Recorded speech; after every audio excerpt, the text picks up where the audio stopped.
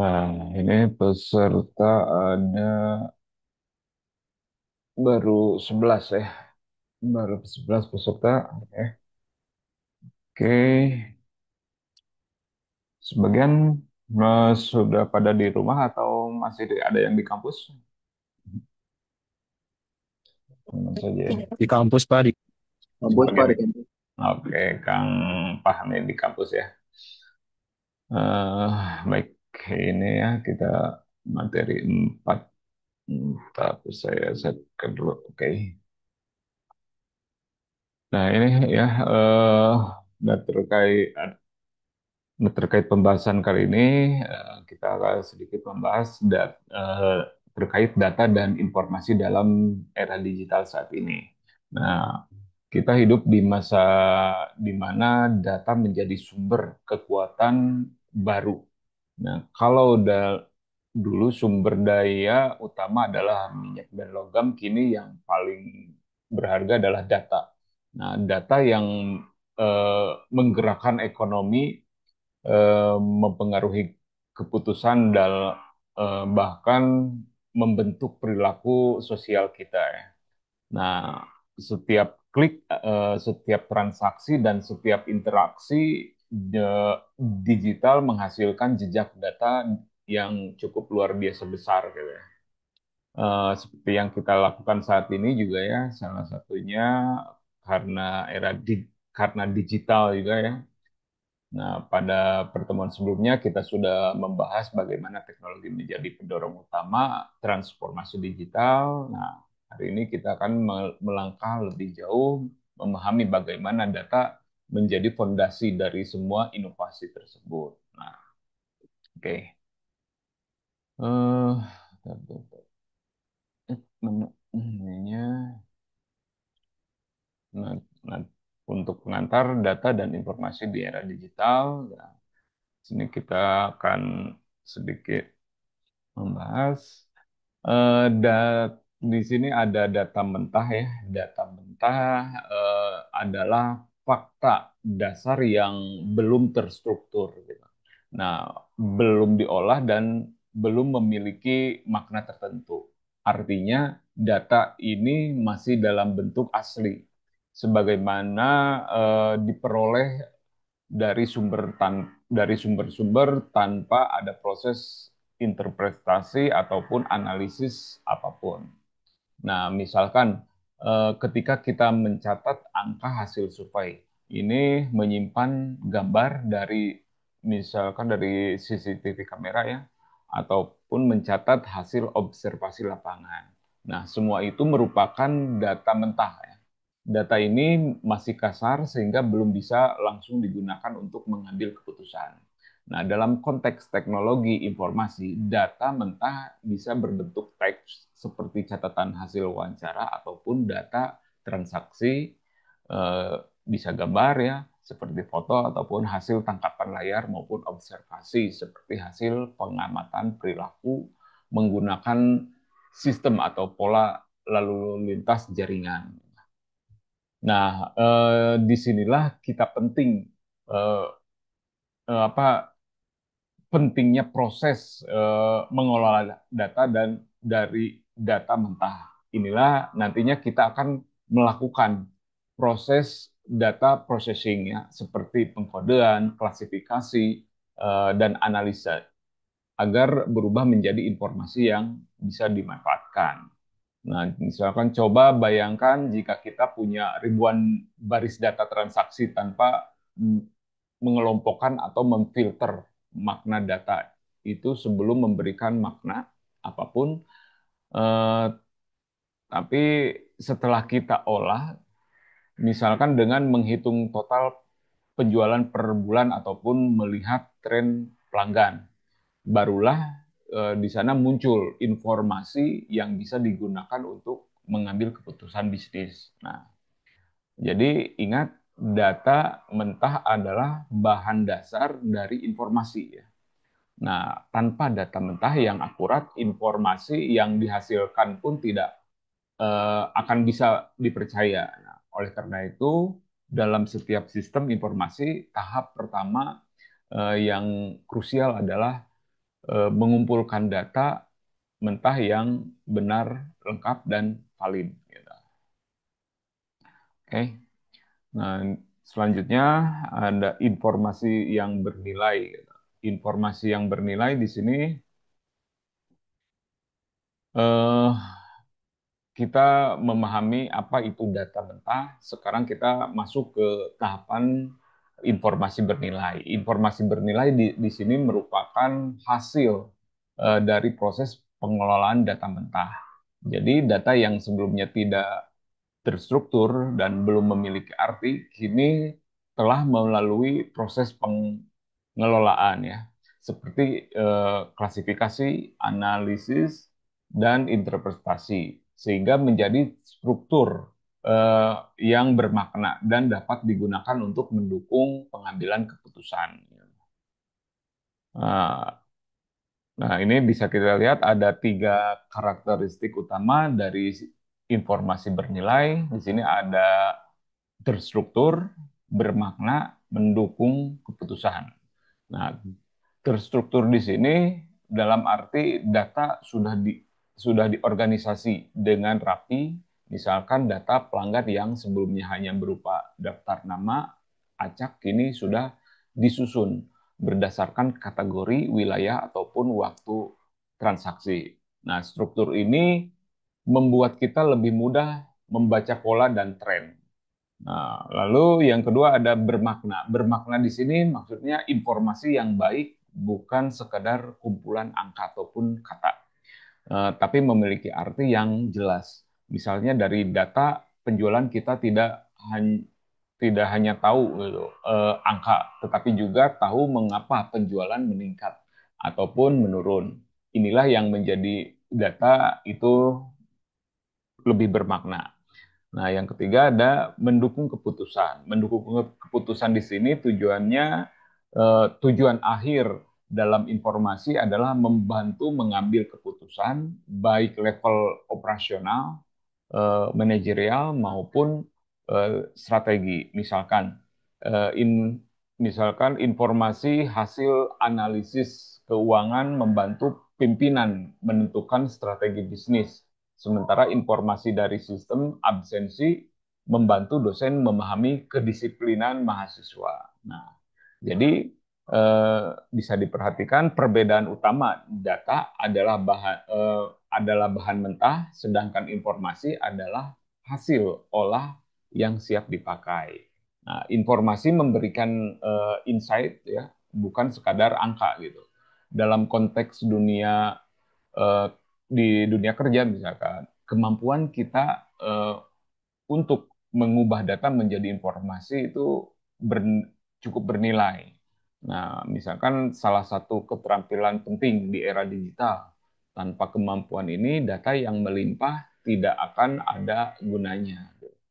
Nah, sebagai latihan, coba kalian bisa pikirkan dari data absensi perkuliahan lah misalkan ya, yang sederhana.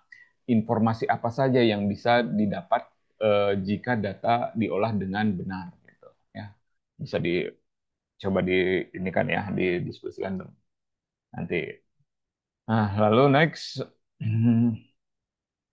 Ah, mana komputer teh kenapa ini? Eh, ininya salah salah salah. Ininya agak di bawah ya. Nah, ini. Yang paling bawah ya data atau bahan baku ya. Data atau bahan baku di sini eh, sebagai penjelasan awal dulu ya. Untuk untuk kalian misalkan bisa memahami perbedaan dasar antara data dan informasi, karena ini adalah konsep kunci dalam dunia penelitian, teknologi maupun pengambilan keputusan organisasi. Nah, ada yang pertama ada data atau bahan baku ya.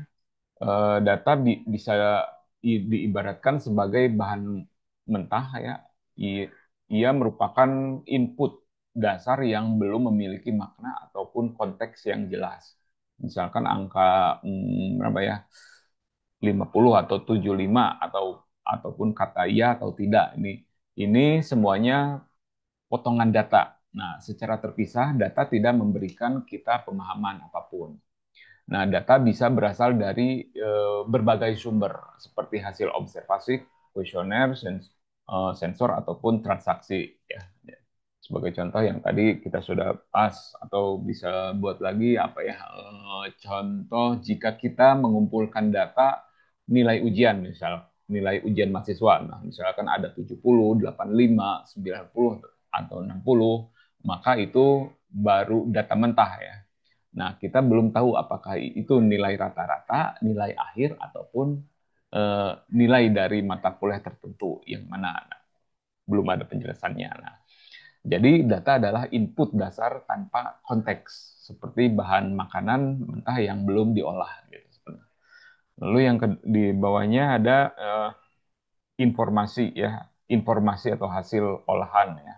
Ya, yang tadi sudah sedikit disinggung juga di informasi bernilai hampir sama ya. Nanti kita coba diulang kembali. Nah, informasi ini ketika data tersebut diolah, dianalisis, dan diberikan konteks serta makna, maka hasilnya menjadi sebuah informasi. Nah, informasi ini adalah output yang bernilai karena sudah siap untuk digunakan pengambilan keputusan ataupun tindakan untuk dilakukan secara berkelanjutan. Nah, misalkan data dari nilai tadi ya, kita olah dan temukan bahwa rata-rata nilai ujian mahasiswa di kelas A adalah 76, lebih tinggi dibandingkan kelas B hanya 68 ataupun 70 ya misalkan. Karena tadi ada data nilai ya. Nah, hasil analisa ini adalah informasi karena sudah memberikan makna dan bisa digunakan untuk tindakan selanjutnya. Seperti itu ya. Dengan kata lain, data ini bahan mentah, informasi adalah hasil olahan. Seperti itulah gambarannya.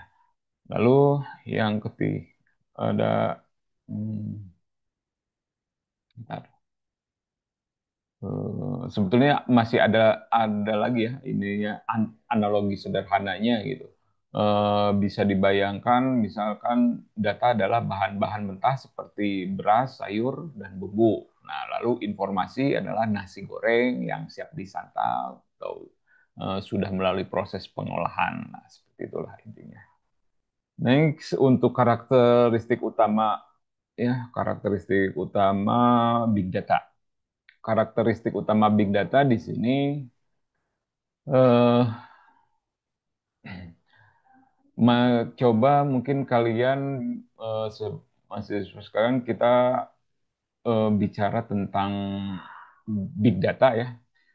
Kita hanya membicarakan data yang besar. Misalkan dalam arti jumlah, tetapi juga bagaimana data itu dihasilkan, dikelola, dan dimanfaatkan. Nah, big data ini memiliki 5 karakteristik utama yang dikenal sebagai 5V ya. Ini ada 5V ya, ada volume, mm, velocity, variety, dan veracity, serta ada value ya. Nah, mari kita bisa bahas satu-satu ya. Untuk volume, kita mulai dari volume dulu ya. Volume di sini, volume atau jumlah data yang sangat besar ya. Ciri pertama adalah yaitu ukuran ataupun jumlah data yang dihasilkan setiap detik dari berbagai aktivitas manusia ataupun dari sistem digital. Nah, kita hidup di era di mana setiap klik, transaksi, unggahan, dan interaksi itu menghasilkan digital yang menghasilkan data. Contoh mungkin dari yang kalian sering lakukan ya, seperti nah itu seperti Teh Intan tuh sepertinya sedang menginput apa eh, sosial Instagram misalkan ya, ataupun sedang TikTok ya, menghasilkan miliaran data setiap hari. Transaksi e-commerce ya, ada lagi ya, dan eh, bisa juga perbankan juga menambahkan jutaan catatan baru di setiap jam atau setiap menit. Jadi volume mengacu pada skala besar data yang harus disimpan dan dikelola oleh sistem modern. Gitu. Oke, yang kedua ada velocity ya. Velocity di sini kecepatan dalam generasi dan pemrosesan data.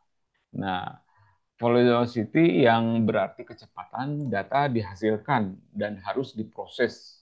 Data tidak datang secara lambat, ia datang real time, bahkan dalam aliran continue ya, atau streaming. Misalkan ketika seseorang menonton video di YouTube, sistem secara real time itu mencatat berapa lama dia menonton, di mana dia eh, berhenti dan apa yang ditonton berikutnya. Nah, sistem keuangan misal ada ya contoh yang kedua sistem keuangan dan perbankan itu memproses transaksi dalam hitungan detik. Nah, jadi artinya teknologi big data harus mampu memproses dalam kecepatan tinggi agar informasi yang dihasilkan tetap relevan dan bisa digunakan segera mungkin. Itu yang ketiga variety ya atau keberagaman format dan sumber data.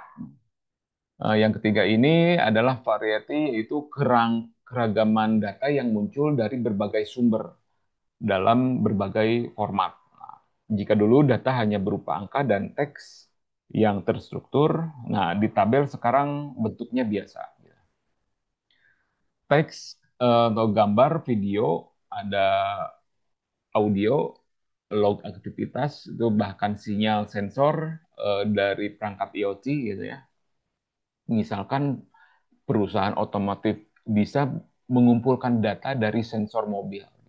Nah, data lokasi GPS, ulasan pelanggan, dan laporan perawatan kendaraan. Nah, semua itu berada dalam formatnya, tapi bisa diolah untuk menemukan pola perilaku dari pengguna. Nah, jadi gambarannya variety adalah tantangan sekaligus kekuatan dari sebuah big data. Yang keempat ada var veracity ya. Veracity di sini kualitas dan keandalan data. Ciri, untuk veracity cirinya yang menekankan pada keakuratan, keandalan dan integritas data. Tidak semua data yang berasal yang besar itu digunakan atau uh, berguna gitu ya. Ada data yang tidak lengkap atau tidak valid atau bahkan menyesatkan. Nah, sebagai contoh di media sosial misalkan banyak data bersifat subjektif atau bias gitu. Lalu contoh lain sensor bisa menghasilkan data yang keliru karena gangguan teknis itu ya.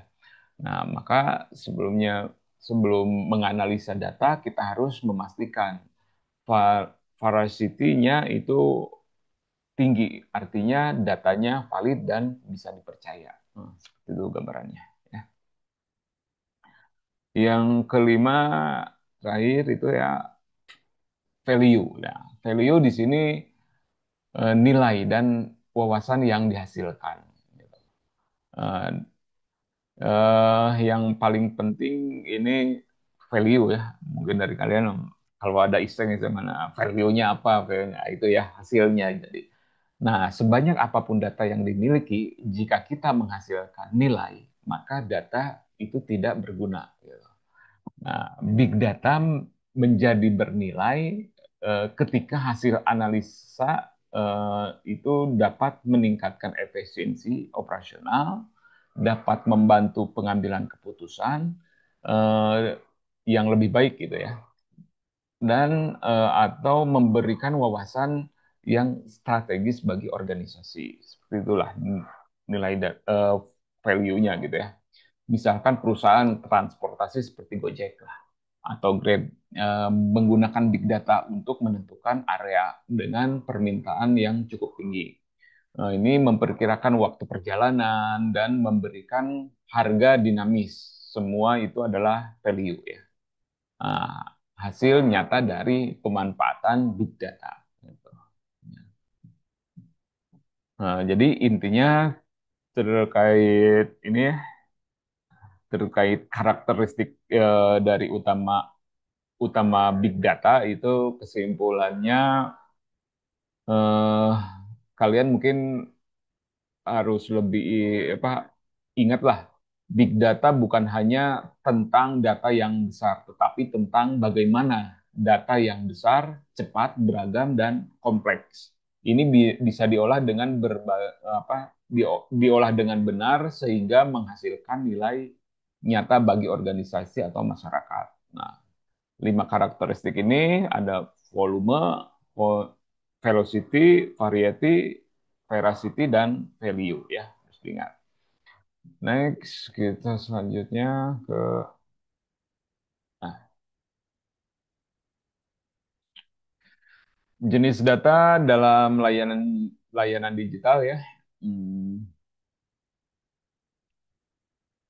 eh, dari kalian mungkin di era digital saat ini ya, hampir setiap aktivitas manusia itu menghasilkan data, mulai dari membuka aplikasi, berbelanja online, menonton video, hingga menjalankan perangkat IoT di rumah ataupun di kampus atau di sekolah ya. Nah, data-data ini menjadi bahan utama bagi perusahaan untuk memahami pengguna, meningkatkan layanan, dan mengambil keputusan yang cerdas. Nah, secara umum ada 6 jenis data utama yang digunakan dalam layanan digital. Bisa kita simak ya.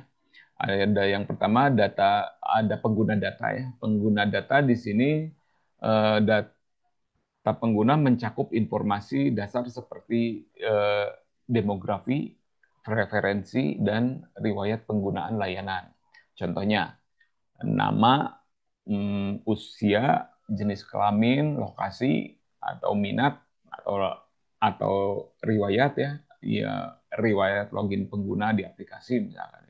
Nah, itu fungsi utamanya adalah mendorong personalisasi layanan. Gitu. Seperti kalian login di Netflix ini menampilkan rekomendasi film-film ataupun belanja di e-commerce seperti Tokopedia menampilkan produk-produk dengan minat dan riwayat pencariannya.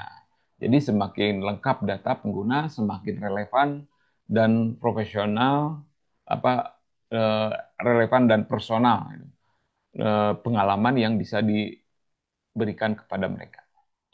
Lalu yang kedua ada data transaksi. Data transaksional ya. Data ini berisi catatan aktivitas ada pembelian, ada pembayaran ataupun transaksi keuangan lainnya.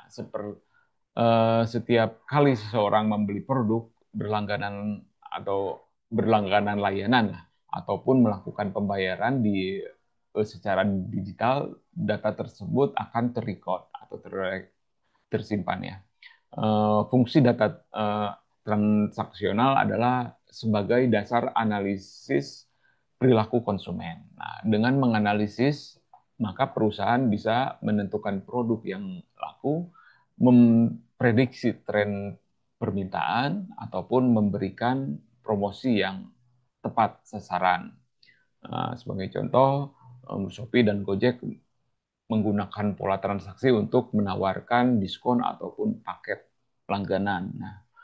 Nah, di sini mungkin untuk materi ini sebenarnya mungkin nanti akan kalian gunakan, kalian praktikum kan pada ada semester semester akhir ya di saat kalian menentukan tema judul penelitian yang akan kalian uraikan pada skripsi ya.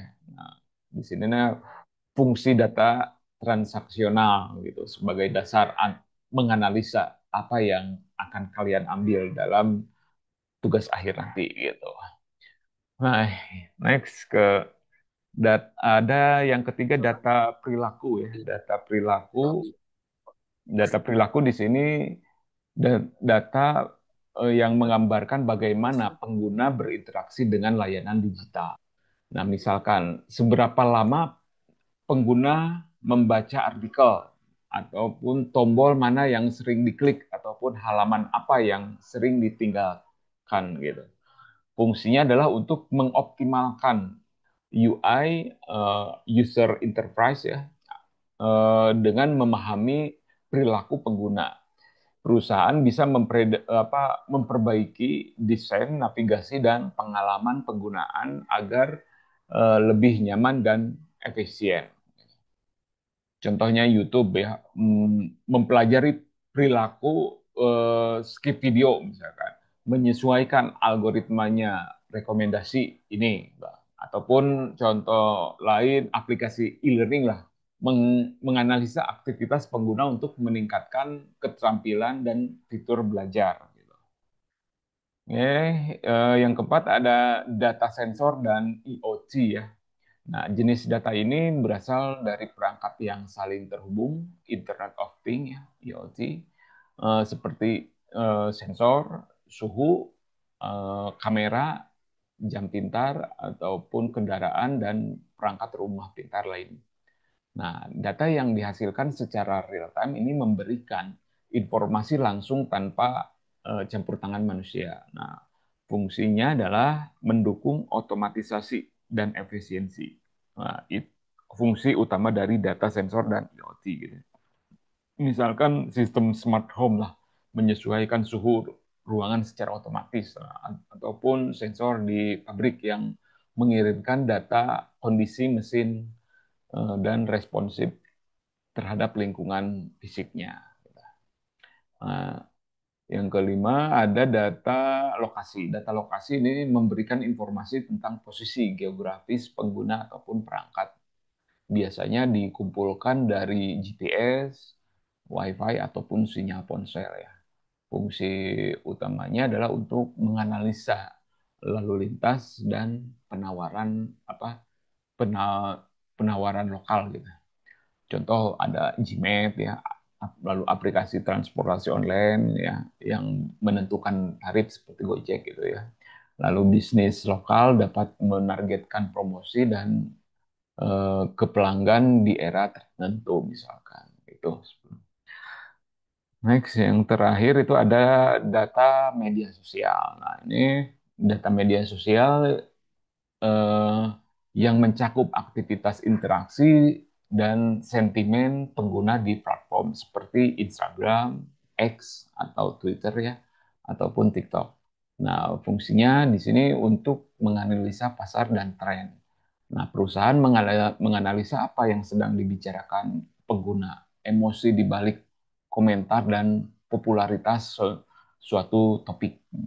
Dengan begitu, mereka dapat menyesuaikan strategi pemasaran dan memahami persepsi publik terhadap mereka. Gitu. Contoh, analisa sentimen di media sosial dapat menunjukkan apakah suatu kampanye iklan diterima dengan baik ataupun tidak. Gitu ya. Inti kesimpulannya dari keenam ini ya, data ini kalian eh, pengguna transportasi, perilaku sensor, IoT, lokasi, dan media sosial adalah fondasi bagi ekosistem layanan digital modern. Nah, masing-masing jenis data ini memberikan sudut pandang berbeda tentang penggunaan dan lingkungan. Dan bila digunakan, eh, mereka menciptakan gambaran secara menyeluruh yang sangat berharga bagi pengambil keputusan berbasis data. Oke, itu. Dari sini ada yang ditanyakan dulu mungkin? Kita lanjut. Ini, oke. Ah, ini, oke. Kalau nggak tidak ada,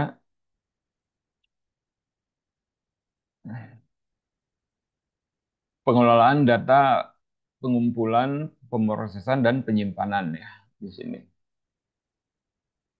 Eh, dalam dunia digital modern, data adalah aset utama organisasi. Namun, data tidak akan memiliki nilai jika tidak dikelola dengan baik. Karena itu, kita perlu memahami tiga tahap penting dalam pengelolaan data, yaitu pengumpulan, pemrosesan, dan penyimpanan data.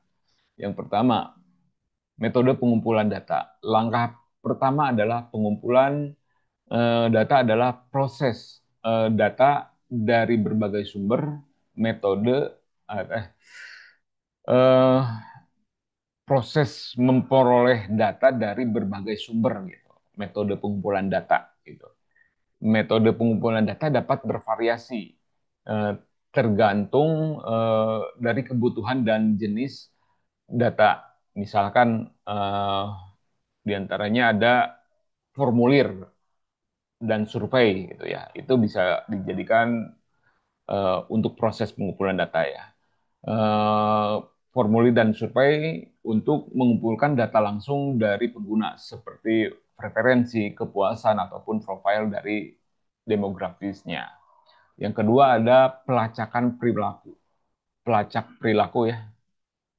Pelacak perilaku atau cookies ya, yang bisa mungkin kalian pada saat buka browsing sekarang browser-browser ya, itu menyimpan pelacakan perilaku cookies itu. Nah, ini digunakan untuk situs web dan aplikasi untuk mencatat aktivitas pengguna seperti halaman yang dikunjungi ataupun produk yang kita lihat. Makanya kalian mungkin di awal agak bertanya-tanya, wah ini eh, setiap kita ingin sesuatu gitu, tiba-tiba sudah ada otomatis apa gitu yang entah itu iklan menawarkan apa, wah ini yang gue pengen nih, karena mungkin melihat dari histori sebelumnya kita banyak mengelola apa, nah itu tersimpan dalam pelacakan perilaku. Nah, makanya kita bisa membaca. Sebagai keamanan juga, kita jika setelah entah itu seminggu sekali ataupun ini, sebagai untuk keamanan, di browser kita itu harus dibersihkan cookiesnya ya, jangan lupa itu.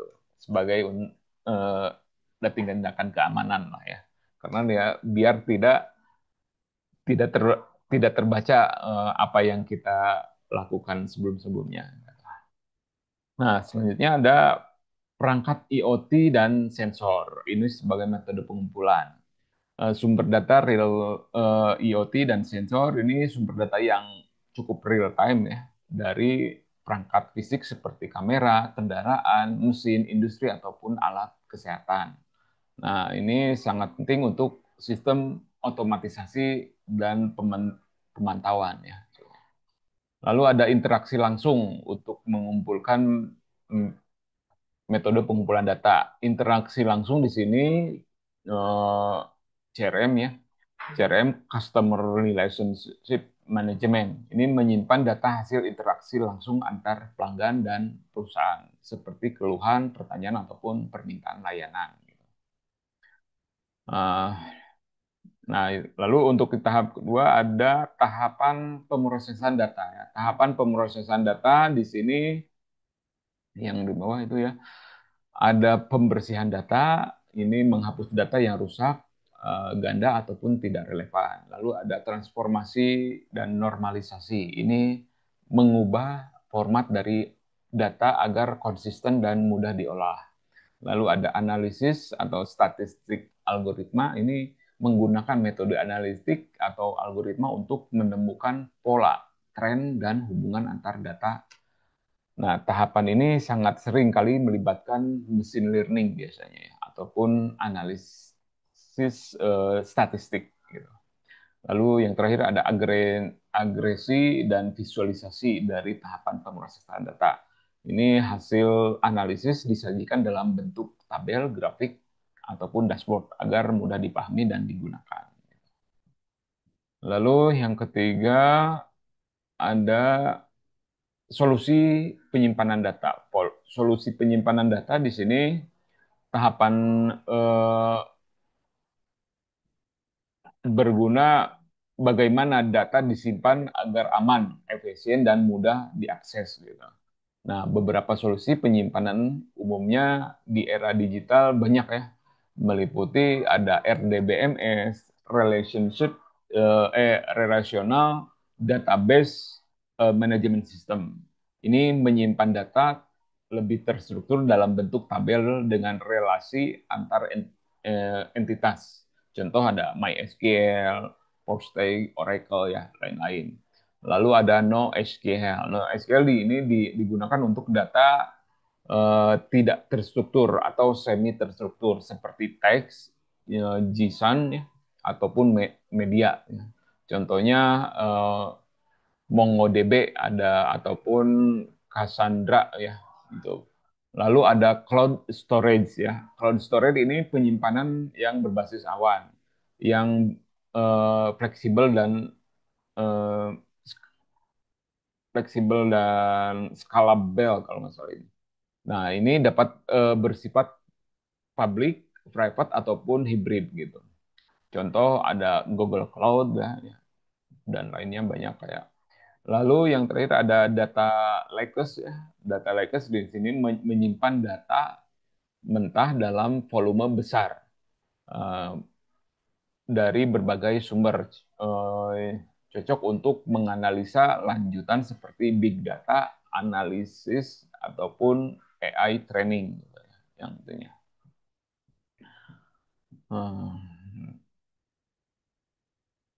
Oke, selanjutnya peran AI dalam penyimpanan data. Nah, ini ya yang di tren saat ini cukup heboh juga ya.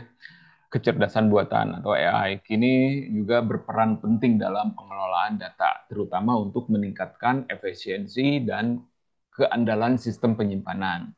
Nah, perannya antara lain eh, memanajemen prediktif.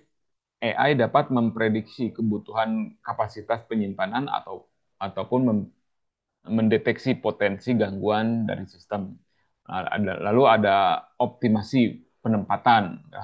Ini menentukan cara menyimpan data paling relevan berdasarkan biaya, kecepatan, akses, dan frekuensinya. Lalu ada otomatisasi, ya, AI opsi ya.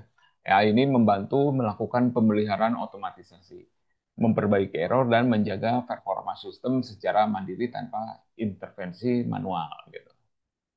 Itu lalu ke next ya. Kita ke manfaat utama dari penggunaan data. Manfaat utama dari penggunaan data di sini eh,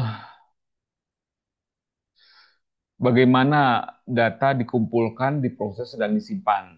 Nah, kita tahapan yang paling penting yaitu bagaimana data itu dimanfaatkan. Nah, penggunaan data secara efektif dapat memberikan keunggulan yang kompetitif bagi organisasi ataupun eh, untuk perusahaan ya, karena keputusan yang diambil bukan lagi berdasarkan eh, intuisi ya, tetapi berdasarkan fakta dan analisis yang yang terarah gitu. Nah, gitu. Ada 6 ya ini, ada 6. Ini ya, sebenarnya ada banyak, tapi saya tidak menampilkan terlalu banyak. Nah, yang pertama dari segi personalisasi pengalaman pengguna ya, manfaat ini paling terasa dalam kehidupan sehari-hari. Ya, ada personalisasi pengalaman pengguna. Data memungkinkan perusahaan untuk memahami presensi, perilaku, dan kebutuhan individu secara mendalam. Dengan begitu, layanan dan konten yang diberikan bisa disesuaikan untuk setiap penggunaan. Contohnya Nextplay, Sporty, e-commerce ada itu banyak ya. Yang kedua, manfaat kedua, optimasi operasional. Data juga berperan besar dalam meningkatkan efisiensi operasional. Di dalam organisasi melalui analisis data, perusahaan dapat mengidentifikasi area yang boros, mengetahui kapan permintaan meningkat, dan memprediksi kebutuhan operasional di masa depan. Contohnya perusahaan logistik ataupun platform layanan pelanggan. Ya.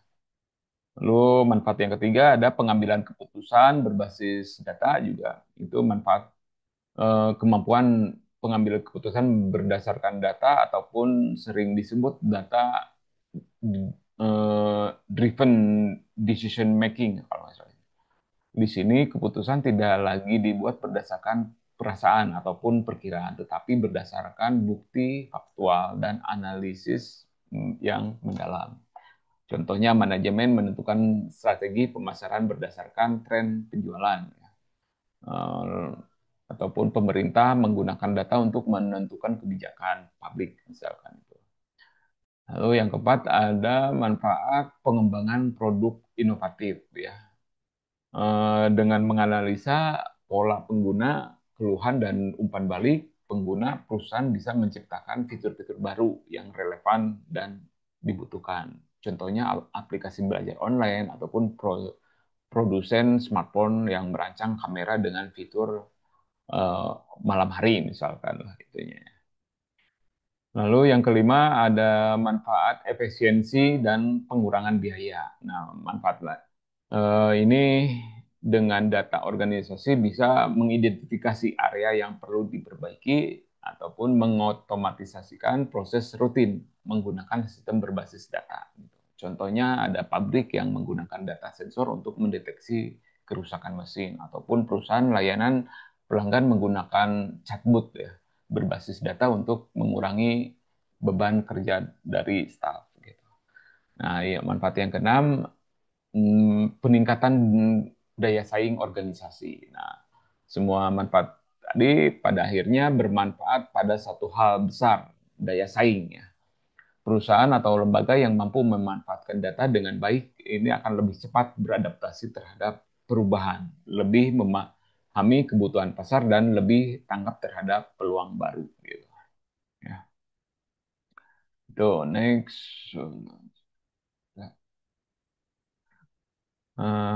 Ini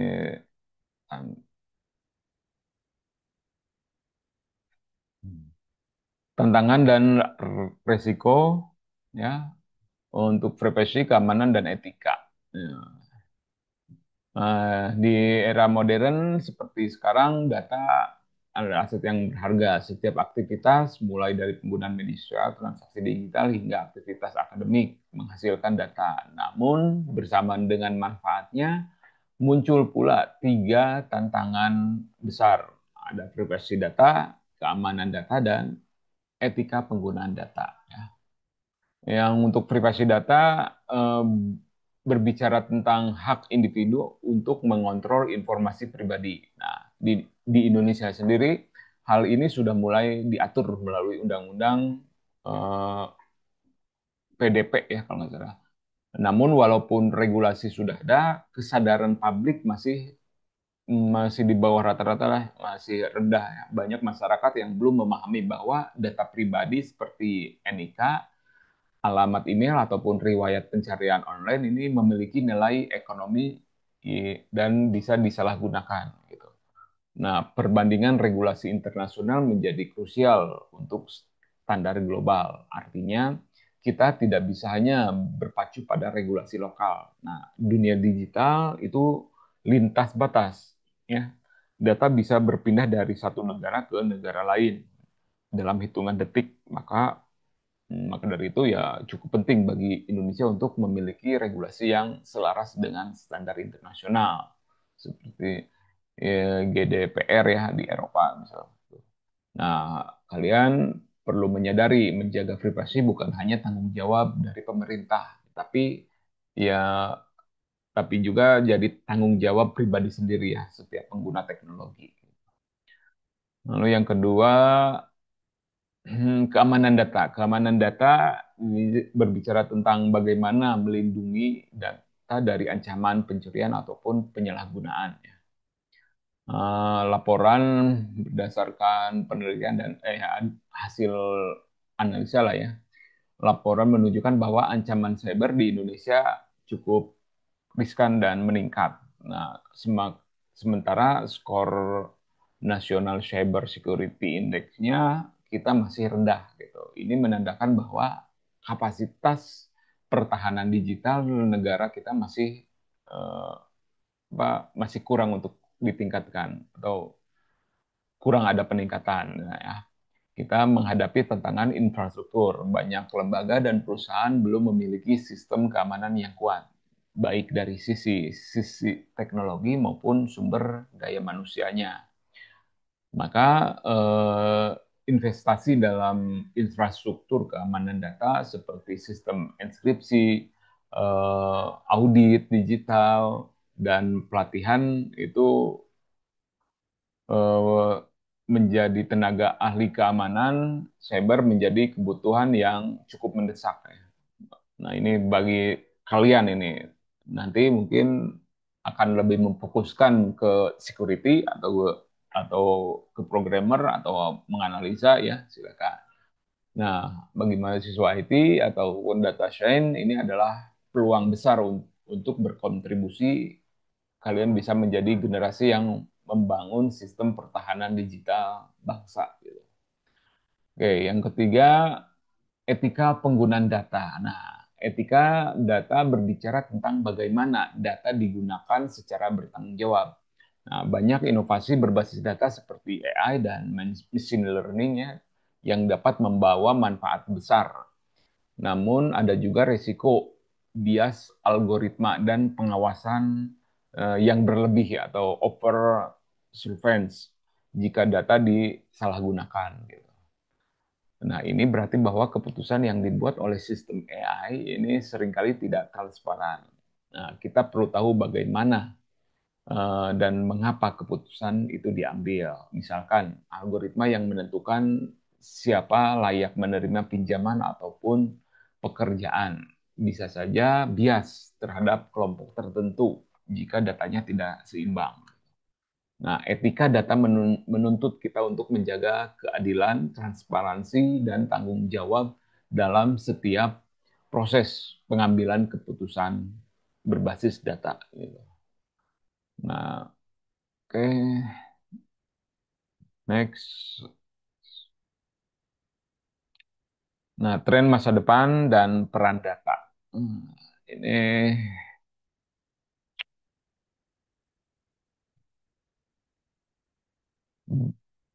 berikut ada 6 tren besar yang akan membentuk masa depan peran data ya.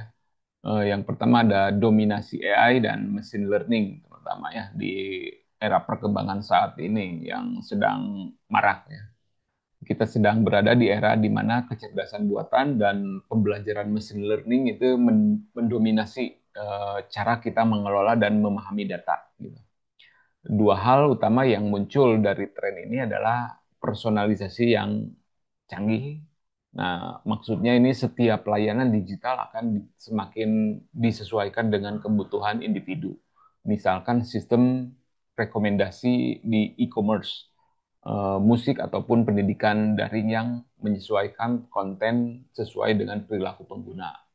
Lalu ada analisis hmm, prediktif ya. Dan ini maksudnya digunakan untuk memprediksi pola masa depan seperti perilaku konsumen, tren penyakit ataupun risiko keuangan. Nah, ini membutuhkan perusahaan dan lembaga yang mengambil keputusan berbasis data, bukan sekedar intuisi belaka gitu. Nah, namun kalian sebagai mahasiswa perlu waspada juga. AI semakin kuat juga menimbulkan resiko bias dan memanipulasi data jika tidak diawasi secara etis. Gitu. Lalu yang kedua ada adopsi cloud dan edge computing ya. Eh, di tren kedua pemindahan data dan pemrosesan ke cloud, eh, ini ada dua proses, ada skalabilitas dan pemrosesan real time. Skalabilitas di sini cloud memungkinkan kapasitas penyimpanan dan pemrosesan data yang hampir tak terbatas gitu. Lalu untuk pemrosesan real time ini dengan edge computing data diproses langsung di lokasi yang sumbernya misalkan di perangkat IoT ataupun kendaraan otonom ya untuk mempercepat respon. Gitu. Contoh misalkan di sistem lalu lintas, nah itu yang membutuhkan kecepatan data ya. Uh, yang ketiga ada regulasi dan komprehensif ya. Regulasi dan komprehensif di sini di masa depan kita akan melihat aturan dan kebijakan data yang lebih ketat dan komprehensif. Nah, penegakan hukum yang lebih ketat, negara-negara akan memperkuat regulasi seperti GDPR di Eropa dan Undang-Undang PDP ya di Indonesia untuk melindungi data pribadi. Ini akan mempengaruhi cara perusahaan mengumpulkan menyimpan dan membagikan data penggunanya. Yang keempat ada blockchain ya, sekarang yang sedang marak juga ya, blockchain berbasis blockchain ya. Ini bukan hanya untuk cryptocurrency ya. Di masa depan teknologi ini akan menjadi fondasi untuk transparansi dan keamanan data. Nah, keamanan data, setiap transaksi data di blockchain itu dapat tercatat secara permanen dan terenkripsi, sulit dimanipulasi. Lalu transparansinya karena datanya bersifat publik dan terdesentralisasi. Blockchain ini cocok untuk sistem kepercayaan digital seperti sertifikat, akademik digital ya, rantai pasok atau supply chain, ataupun untuk voting elektronik. Nah, yang kelima ada integrasi Internet of Things ya, atau IoT yang tadi juga sudah kita bahas ya. Untuk IoT menghubungkan perangkat fisik dengan dunia digital dari jam tangan pintar, misalkan ada sensor rumah ataupun yang lainnya ya. Lalu yang keenam ada data democratization ya, data democratization ya, ini tren terakhir dem demokratisasi ya data. Ini upaya agar semua pihak, bukan hanya ahli di IT, bisa mengakses dan memanfaatkan data. Nah, akses luar akses luar ke data. Ya. Data akan semakin terbuka untuk masyarakat, peneliti, dan organisasi sosial. Lalu alat analisis yang mudah digunakan seperti platform ada Power BI, ada Blend ya, ada ChatGPT juga itu masuk. Ini memungkinkan siapapun melakukan analisis data tanpa harus menjadi programmer gitu. Nah, ya, next. Oh, kesimpulannya ini ya. Hmm, ini terakhir kesimpulan. Kalian sekalian setelah kita membahas berbagai tantangan ya, resiko dan tren masa depan terkait data, bagaimana kita memaknai peran data dalam membangun masyarakat digital yang cerdas, aman, dan beretika. Data sebagai fondasi adalah fondasi utama inovasi digital, lalu masa depan didorong oleh AI ya. Kita sedang bergerak menuju masa depan di mana AI dan teknologi canggih menjadi penggerak utama data. AI tidak hanya memproses data, tetapi juga belajar dan mengambil keputusan dari data itu sendiri. Nah, bayangkan sebuah sistem yang mampu memprediksi penyakit, mendeteksi penipuan finansial, ataupun bahkan membantu merancang kebijakan publik, semua berkat data dilakukan oleh AI. Ya, namun kemajuan ini harus diimbangi dengan etika dan tanggung jawab. Kalian sebagai mahasiswa, calon profesional digital perlu menanamkan nilai AI harus membantu manusia, bukan menggantikan ataupun mengontrolnya. Gitu ya. Nah, lalu keseimbangan krusialnya, kemajuan teknologi tidak boleh membantu kita lupa keseimbangan antar manfaat dan perlindungan data. Pemanfaatan data penting untuk inovasi dan efisiensi. Lalu perlindungan data penting untuk menjaga kepercayaan publik dan martabat individu ataupun organisasi. Lalu adaptif berkelanjutan, adaptasi berkelanjutan di sini dunia data bersifat dinamis dan terus mengalami perubahan. Teknologi yang relevan hari ini bisa jadi usang dalam beberapa tahun ke depan ya.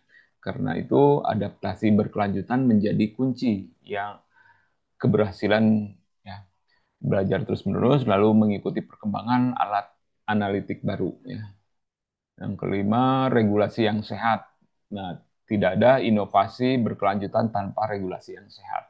Undang-undang perlindungan data pribadi dan berbagai kebijakan digital menjadi kerangka kerja untuk memastikan ekosistem digital tetap aman dan adil. Itu ya, itu Itu mungkin ya, jika ada yang ditanyakan silakan. Pada kemana ini? Hmm. Masih pada ada? Oke. Enggak, jika ada yang ditanyakan bisa dipahami ya. Ini kalau yang saya ini karena ya kehidupan kita sehari-hari tidak lepas dari data lah ya, intinya seperti itu. Nah, jadi apa-apa sekarang udah harus kita bersumber pada data. Itu ya. Oke, kalau ini, oh ya, tadi saya aktifkan dulu ini mana-mana, Pak. Kita screenshot ya yang hadir. Ini sudah ada 14 yang hadir. Bentar. Mana ini teh? Astagfirullahaladzim. Silakan untuk presensi bisa di ini kan ya sambil kita screenshot ya. Diaktifkan semua kameranya. Untuk materi nanti diuploadkan di ini ya, di yang LMS itu ya, yang Mardira 2. Minggu ini masih belum ada tugas nanti lah ya. Ininya. Kali ya tugasnya dilupakan dulu. Setidaknya kalian bisa menguasai materi. Ya. Nanti materi sudah saya siapkan di link. Jika ada yang perlu didiskusikan di forum diskusi silakan nanti ya. Ya, kita screenshot dulu. Ini ada satu halaman ya. Siap-siap. Wih, nah gitu hadir ini yang masih ada yang Kang Chandra, Kang Ahmad Fauzan ini belum aktif kameranya. Mana? Oke, kita screenshotkan dulu. Oke, satu, dua, tiga. Sebagian ini Teh. Nah, ini Teh Rinda dan Teh Naida ini kok sama ini. Oke ya, satu, dua, tiga. Cheese, kacang buncis. Cheese, sip. Jangan lupa ya, presensinya itu diklik. Sekarang pertemuan 4 kita di mana e-digital pertemuan 4. Oke. Oke, saya cek dulu absensi. Oke, sudah pada masih pada dikit nih. Oke, saya absen nih. Ahmad Fauzan hadir tidak? Ahmad Fauzan tidak ada? Tidak ada ya? Pak, hadir, Hah? hadir, Hadir? hadir. Mana? Oke. Muhammad Fahmi. Eh, Muhammad Fahim. Fahim itu Sakit. hadir ya. Muhammad Randy. Mana? Muhammad Randy. Hadir, Pak. Hadir. Sip. Wahyu Alvan. Mana? Wahyu Alvan. Nggak ada? Oke. Chandra. Ada ya. Hadir, Pak. Fitria.